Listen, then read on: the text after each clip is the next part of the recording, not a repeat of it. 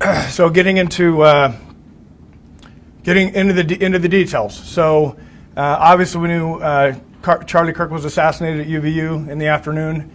About a 33-hour manhunt ensued, and I was winding down for the evening.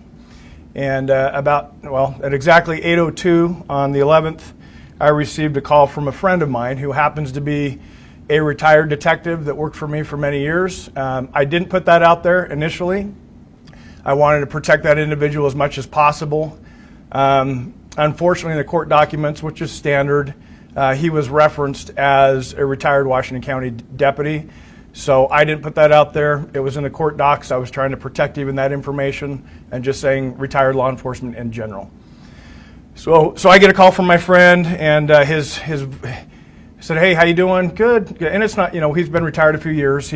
We'll call each other. It's not unusual for me to get a call from him or vice versa. And at 8:02 p.m. he calls me. Hey, I can tell his voice is kind of shaky. So my first thought is, who died? Like who's he going to tell me that died? And then I couldn't fathom what actually came out of his mouth. So he said, "Hey, I know who Charlie Kirk shooter is. I know the family through religious association, and he's in Washington County now, and we're working on trying to get him to come in voluntarily." During that phone call, some information was provided about Tyler potentially having some suicidal ideations, was en route to a remote area of Washington County. The parents convinced him not to do that, and conveyed that they would stand by him and help him surrender peacefully. So at that point, that phone call was 1 minute and 41 seconds. I immediately called Sheriff Mike Smith in Utah County, who I knew was at the incident command in Utah County. So for about 40 seconds, I'm telling Sheriff Smith, "Hey, I'm confident we have the shooter in Washington County. We're working on getting him to come in and surrender at my office." We didn't have him yet, and after about 40 seconds, Sheriff Smith's like, "Wait, what are you talking about?" So he was shocked, as I was, to hear the news, and so I repeated myself. He said, "How credible is it?" I said, "I trust this guy that called me with my life, and I think it's time you need to get your people, the lead investigators, headed to Washington County." Within the hour, my friend drove Tyler and his parents to my office, where he was greeted by plainclothes detectives.